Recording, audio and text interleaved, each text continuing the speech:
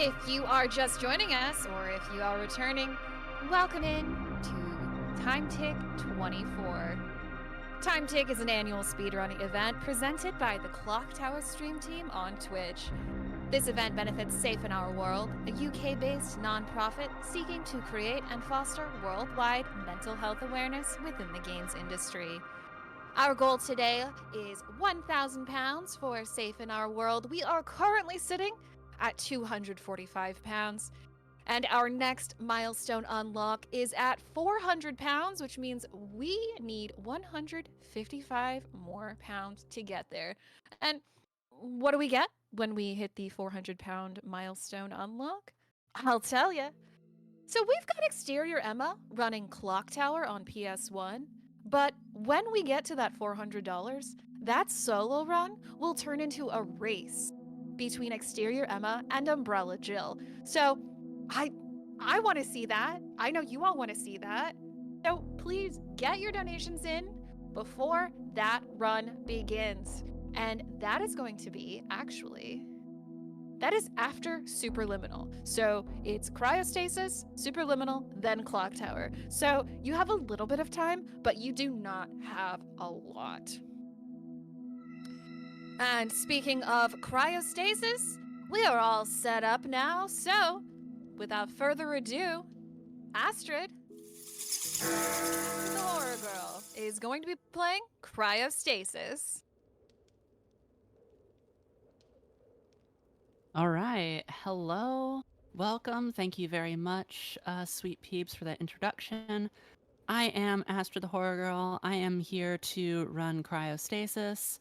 And with me are a couple of the former world record holders to this game. Please introduce yourselves. Hi, I'm Schmumbler. Should I go Schmumbler? That was it. Okay. And I'm Gulch, yeah, former world record holder. Couple weeks. Yeah, back in the day, Schmumbler played this game live at a GDQ event, and that was one of the things that made me want to get into speedrunning in general.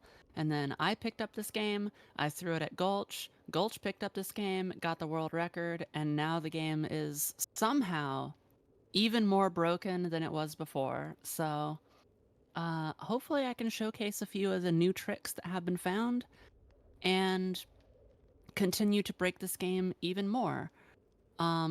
So with that being said, this game starts at this save game here. Otherwise, it's a very long opening cutscene that we would otherwise have to sit through to watch. So instead, it's going to start here. Time is going to start on the first movement. So the timer is going to begin shortly. It will be in 5, 4, 3, 2, 1.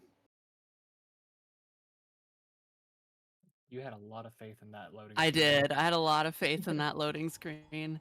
And time starts. All right. So this is the first new trick. Getting up the- here. The main trick that we use throughout the run is called a super jump, and we utilize the lag that we get from saving in order to jump higher than we're allowed to. So here you can see Astrid is getting out of bounds through the use of those super jumps, and that's just saving, using quick save, and then jumping when you get that lag animation with the save.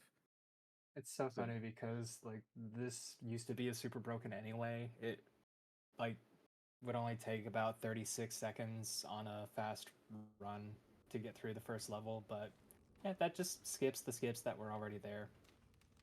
It saves about half the time. Very good first level. Now Astrid is healing up here. We're going to be encountering an enemy shortly that we're going to need to super jump on top of their head and then do another super jump to get on top of some pipes to get further progressing to that level. And that was perfect. Astrid got on first try. Very Make it helpful work, little helpful. guy. Yeah. Oh, please. There we go.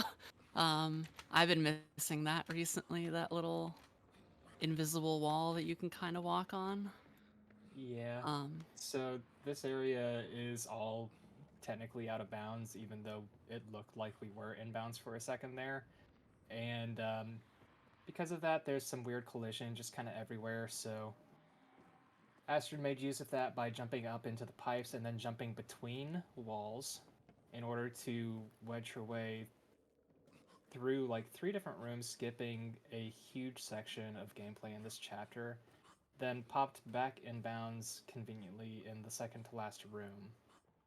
Now, we still have to make it over here, so Astrid's going to go between walls again to drop down a few levels, and this is weirdly specific because this game has fall damage that is just, if you take fall damage, you die. If you don't, you're good. We've triggered the final requirement for the end of the level. We're just going to make our way back upstairs, and that'll be level 2. Very clean. yeah, that went surprisingly well. um, there's lots of moments where when you're trying to get from one area of inbounds to out of bounds, like Schrumbler says, sometimes you just die because the game's just like, I think that was far enough to kill you, so you're dead. Other times, the screen just fades to black and you're just in nothingness when you're out of bounds. And you feel like you should be somewhere else, but actually, you're nowhere. The game has just kind of removed you from existence. It's actually really deep, Astrid. It is, you know? Cryostasis is a very deep game. It's also very mysterious in its ways because, like, we're using all of these crossbars to come over here, but most of the crossbars that are in the ceiling don't actually have collision. So you have to take a pretty specific route to get over here, and now we're just trying to safely drop back down because this is one of the drops where it really likes to just kill you. And what you have to do is you kind of have to, like, sink into the floor a little bit to decrease that drop distance just far enough that the game decides, okay, maybe you can live. Yeah, pretty much. This is. Sometimes you get it on the first try, sometimes you get it on the third, like that. This is a mechanic that's supposed to be heavily done throughout the entire game. You find these corpses that are around, and they're glowing this red color, and when they're glowing, that means that you can relive the last moments of their life before they died, and you can actually go and fix the mistake, the thing that actually led to their demise in the first place. And that kind of like saves their life in a way. So these are the last moments of this one character's life, and this is kind of the only time you'll be seeing a moment where we go into like the soul of a character like this. But we need to do this for the speedrun because this character has an axe, and we need that.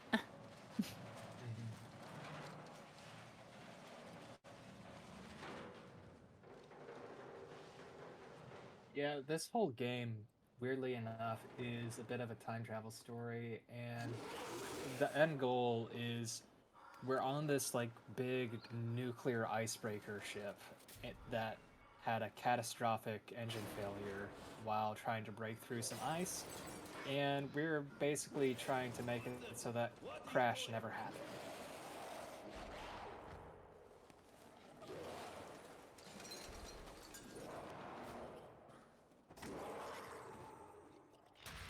Free.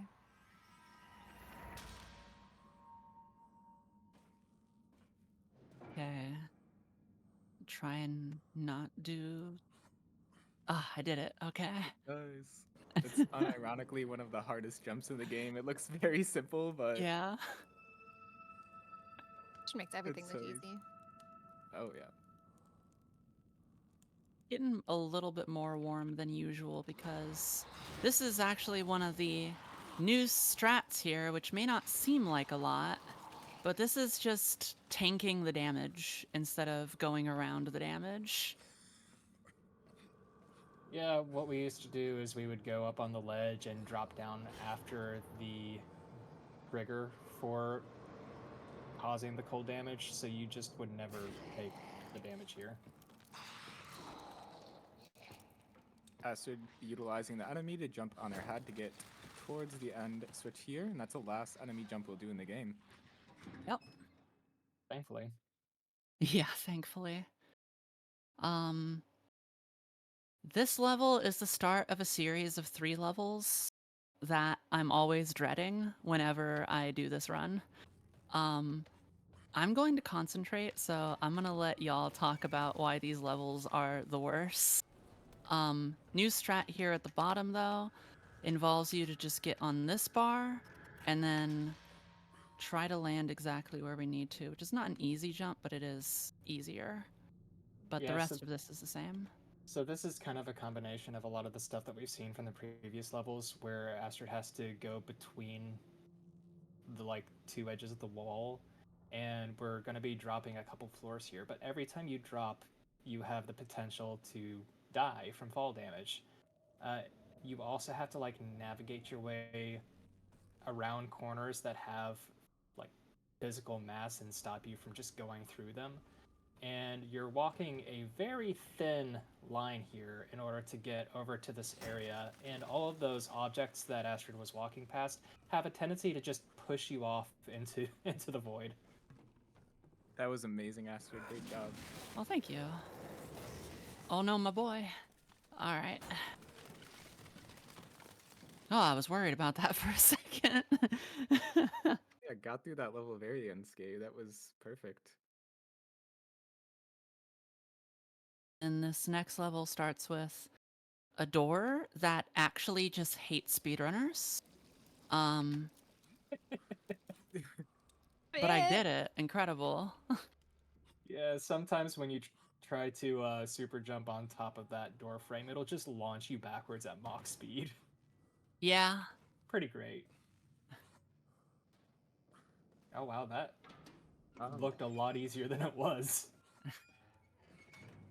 Oh. Yeah, I kind of cooked on that one. Here's another drop that you have to pick a very specific spot in order to land safely. And now we're just going to jump over a wall, hopefully get into the second floor. Yeah, perfect. There we go. You can accidentally fall into the room below that, but then you can just super jump up and open the door through the floor and still progress.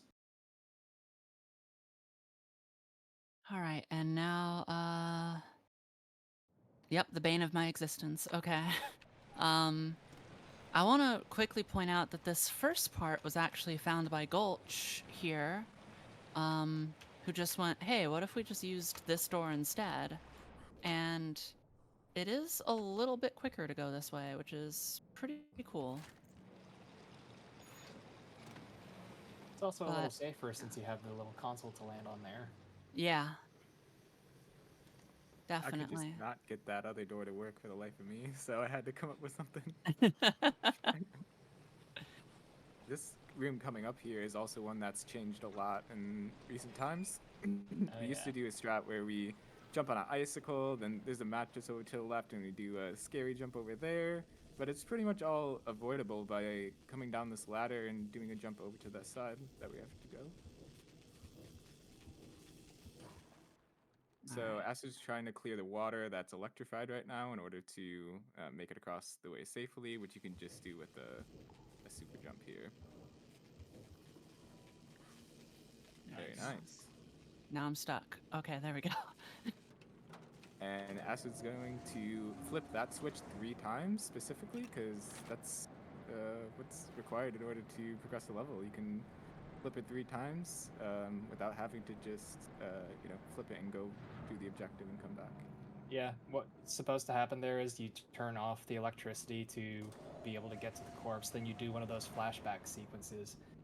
But the game takes a second to lock the lever, so you can turn it off, turn it back on to power the elevator, and then turn it back off again to get rid of the electrified water while the elevator is still functional. Yeah, it's like probably the easiest skip in the game that's on what I think is the hardest level to run in this game.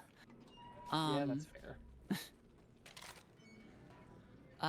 This is the older strat. I'm not doing the new strat on this one because it is just not marathon safe at all. But thankfully I still remembered how to do it, but this is still the one that I'm predicting will give me the most trouble. Yeah, this is a fall that absolutely will kill you. What you have to do is you have to drop on top of that file cabinet underneath you. But being able to land on that without being pushed off into the void is incredibly difficult. I would like to take the time to throw this one out to Sweet Peeps. Either way, even if I get it or don't, we have plenty of time to talk about what's going on in the marathon. The guy was just about to cut in and say, "Hey Astrid, you're beautiful. Can I read some stuff?" We have 25 pounds from Holly, who says, "First time watching Time Tick and have been loving it so far. Looking forward to the rest of the runs. Let's hit those goals and good luck, Astrid." Thank you. You got some time. It's just a cutscene right now. All right, so we are $130 away from our next milestone incentive. Once we hit 400 pounds, we will hit the upgrade clock tower from solo run to a race. When this goal is met, the run will no longer be a solo run just by Exterior Emma. It'll become a race between Exterior Emma and Umbrella Jill. And as you saw during the Amber race, I mean, races are exhilarating, right? Don't you three agree? I do. Couldn't agree more. Yeah, races are exhilarating. So, if you want that to be a race, get those donations in before the start of the Clock Tower run. This is Spider-Man from, Marvel Comics. Spider-Man? Yeah. He's dead. New York is free. Hey, Jonah Jameson would be proud. Yeah, that's who I was doing it for. Literally, the reason that we grabbed that water gun weapon is for that fight. That's literally why, so that we can just basically melt that boss. And then, yeah, this is, in my opinion, the last kind of tough level because of how easy it is to mess up this walk that happens at the end here. But Honestly, these jumps are a little rough too, it's true. because you have to get the maximum height that you can get in order to get onto the side of that railing. Now we're between walls again, but we have to make it to this hallway because on the other side of the hallway's wall is a pit. Again, walking a razor-thin line between falling to our death and being pushed back in bounds. Now Yeah, we then have to here's a squeeze scary ourselves walk. past all of these physics objects without getting pushed off. And the line that you can walk on is paper thin, so it's not easy at all. Astrid is making this look very easy, making her way towards the end of the level, and clipping in the final room. Oh, that's most of the scary stuff behind me. Excellent. Mm-hmm. Oh, Now we now have a walk. level that used to be a huge run killer, but not so much anymore. Just gotta reach up there real quick. Yeah. We might lose a lot more if it's Oh, as bad as it looks. Got a Should've paper just too. stayed inside a little longer. Crew, Yeah. but every member I love that level because you just reach through the ceiling and push a button and then the level's over. It's great.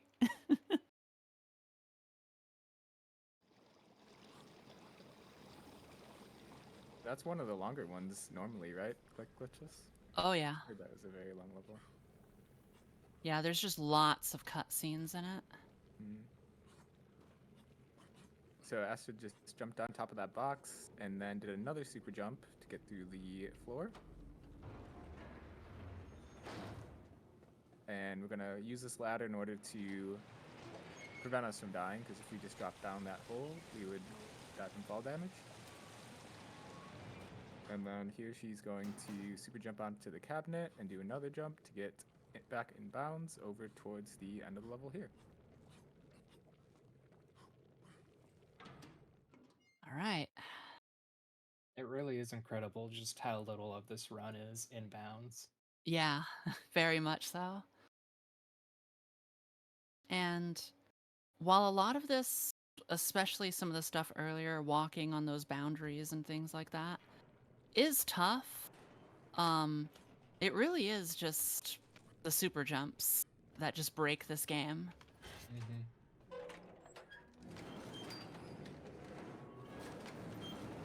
I don't know if we talked about the different various types of super jumps, but there's actually two different ones that we use throughout this run.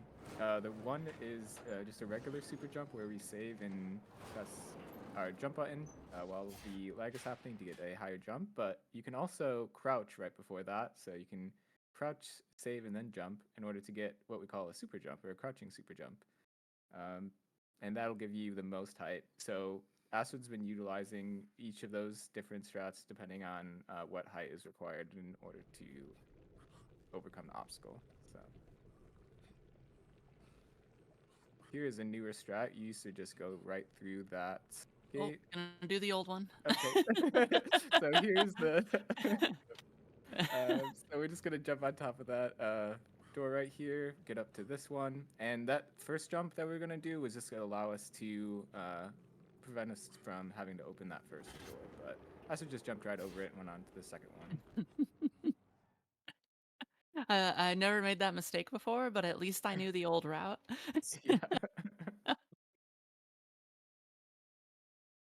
And now for a level that used to be a huge pain. Oh yeah, this is a little bit better. First, we are going to praise the heat, because we are going to spend a little bit of time outside, and we also want a little bit of health left over for the level after this as well. So first, we open that door so that it closes, which is a great piece of logic. And we're gonna jump. Oh, that killed me. Usually it doesn't, but that's this game. We're gonna jump back to be just on the border of inbounds and out of bounds, and that'll hopefully put us in a nice place. And then we can only spend a minimal amount of time outside, because outside is cold and makes you lose health. Yeah, and the strat that we used to do there before we found out that you can just open and close the door, we had to move a tiny little prop that was not fun to move around into a corner, standing upright, so that we could super jump out of bounds. But with that door, it makes things a little bit easier.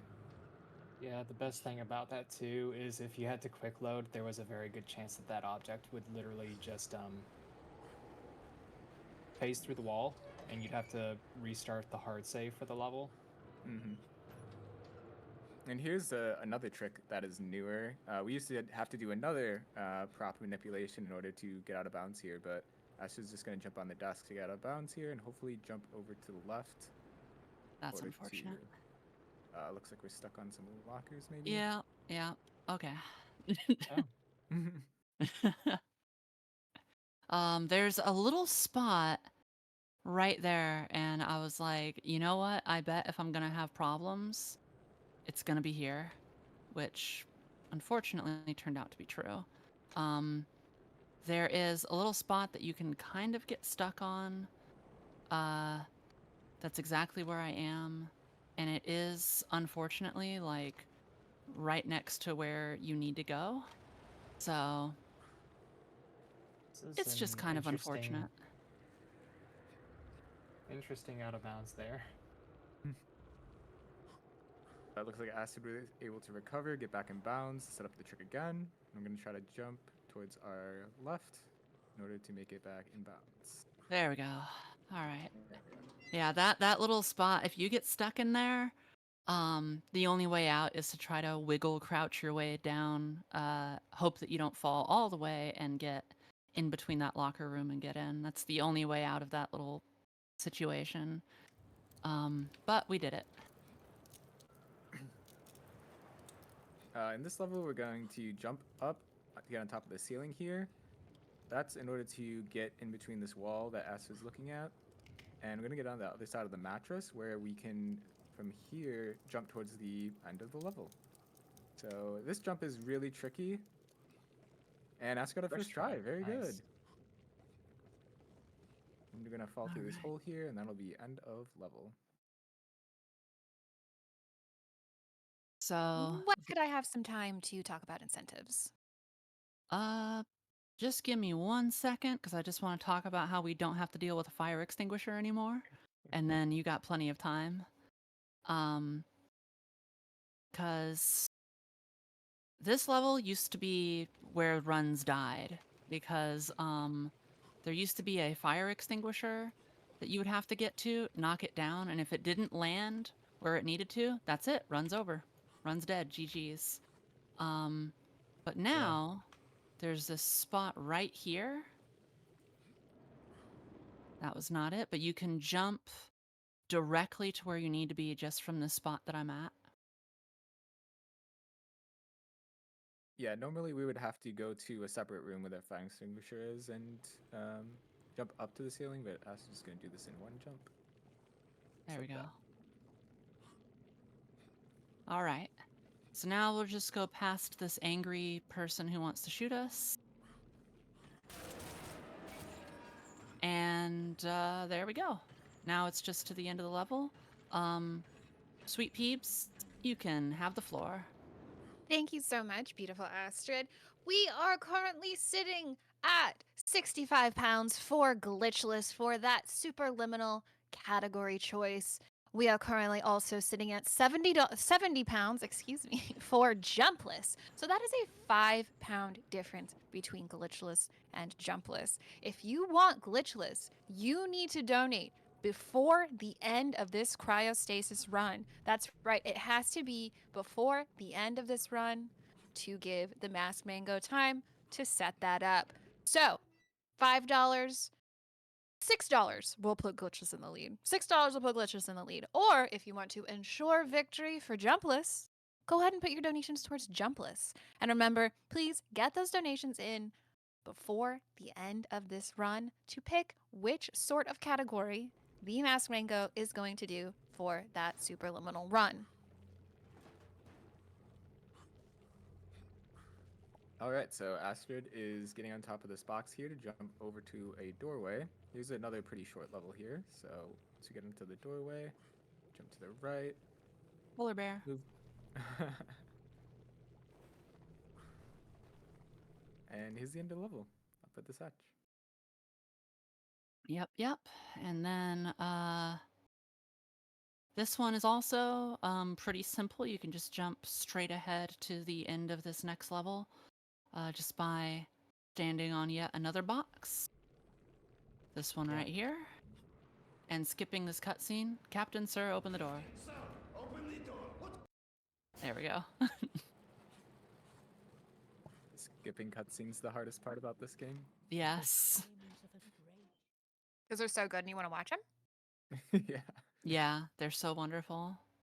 But now we are at the second to last level, which is the longest level in the game.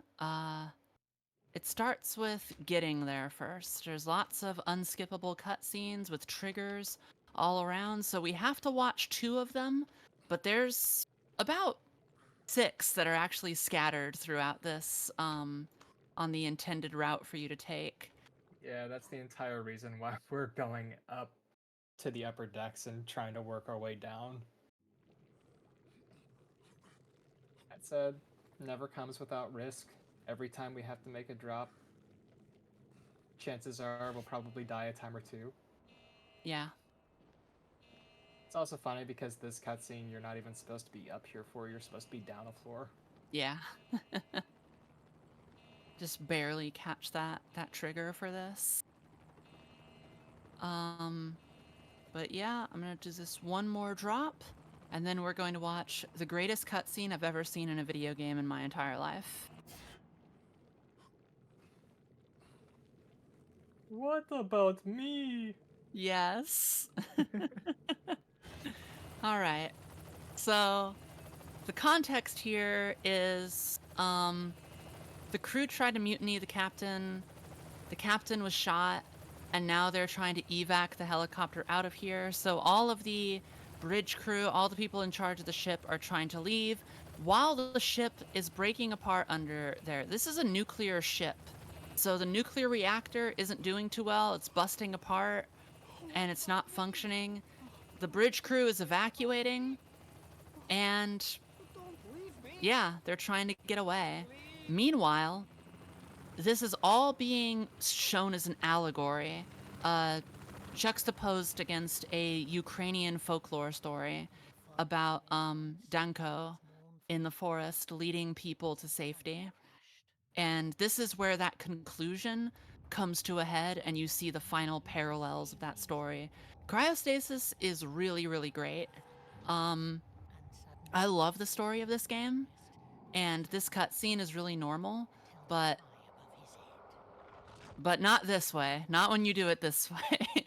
When you do it this way, you instead get to see what's about to happen, which I want to point out to anybody watching, and of course to anybody in the clock tower, anybody in speedrunning, anybody who just looks at this and is just like, this looks fun. You let me know, because I'm down to try this. This looks like a great time. You'll see what I mean in a moment. Here we go. The brave Danko cast his eye over the endless. There we are, just like that. Sometimes you just gotta put your heads together. Yeah.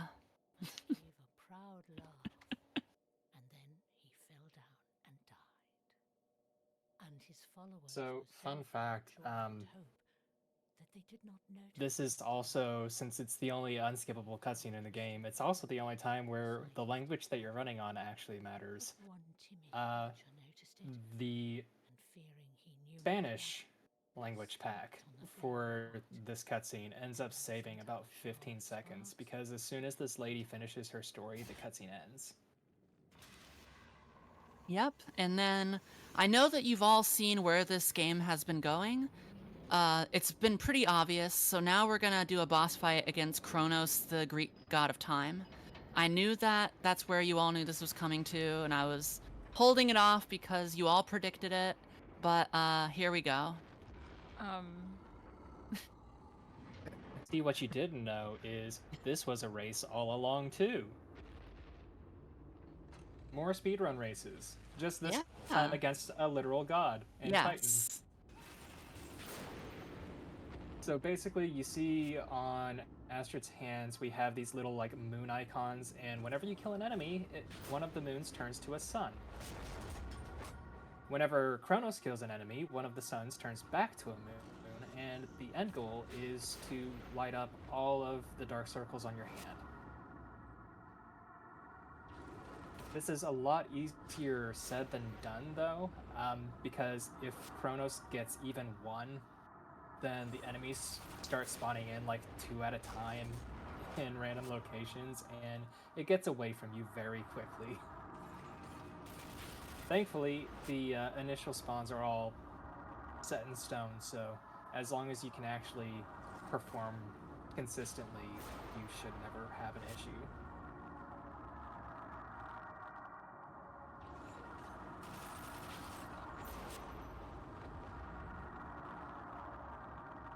As Susanna, just 2 left. And on the final one, she's gonna try to. Oh, I lost a lot. Oh. Yeah, that enemy just melee attacked you.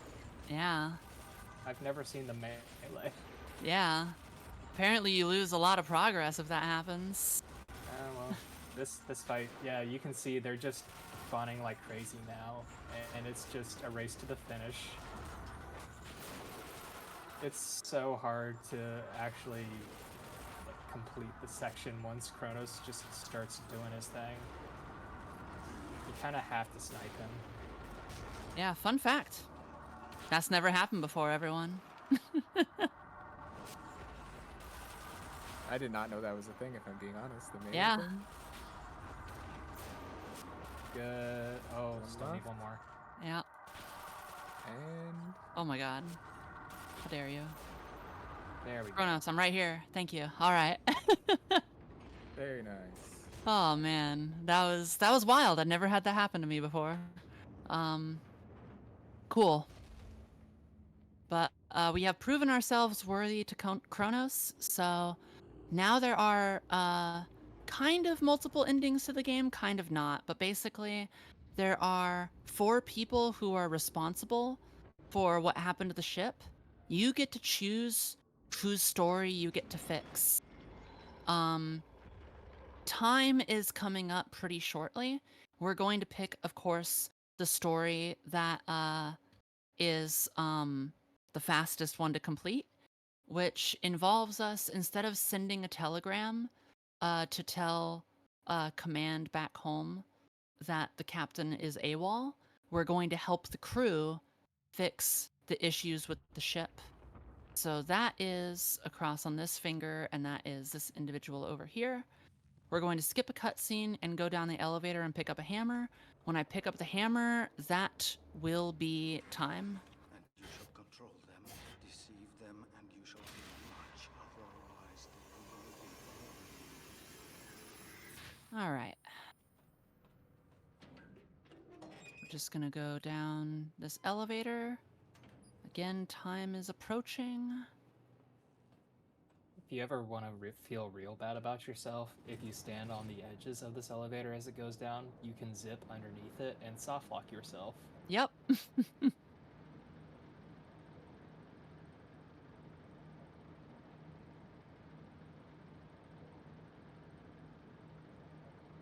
Alrighty. And time. Hey, look who's finally decided to grace our presence. What an Great honor. run, Astrid. Thank you.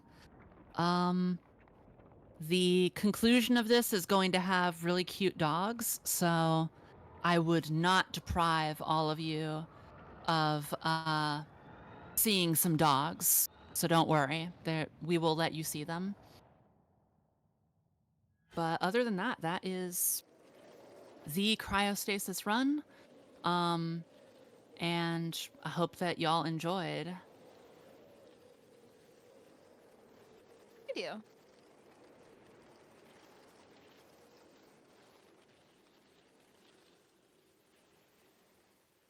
Let me find you. Well, you can find myself, AstridTheHorrorGirl, on twitch.tv/AstridTheHorrorGirl. I play horror games. I speedrun horror games. That is what I do. I'm all about that life. Other than that, I will also let my commentators shout themselves out. Where can they find y'all? No, come on. So you can find me any kind of social media or on Twitch as Schmumbler. I also run a lot of horror games, including the Western Silent Hills and just some weird, trippy stuff sometimes. So. Icebreaker. Welcome. Yeah, and you can find me at Twitch at twitch.tv/Gulch2. I mainly run horror games, Bioshock games. I'll be back later to do Bioshock 2, so that'll be really cool. And let us send your wonderful Heck yeah. Last thing I just want to say is that find their way home. this game is currently unlisted, but it is a game from a Ukrainian developer, and they made what, in my opinion, is a masterpiece of a video game to be played casually. It is fantastic. It is beautiful. I love the story. It really is a wonderful game. And also, if you're down for broken speed games, as you just saw, it's also fun in that capacity too. So if you want to check it out, I would definitely recommend it. Till then, Clock Tower, thank you for having me. And thank you so much, Astrid, for that run of Cryostasis. What a very cool and broken, but still very cool speed game. Up next is going to be Superliminal, run by The Masked Mango. But before then, we're going to take a little break. And that is it for me, Sweet Peeves, as your host today. Up next on the host desk is going to be Hobbytan. So stick around.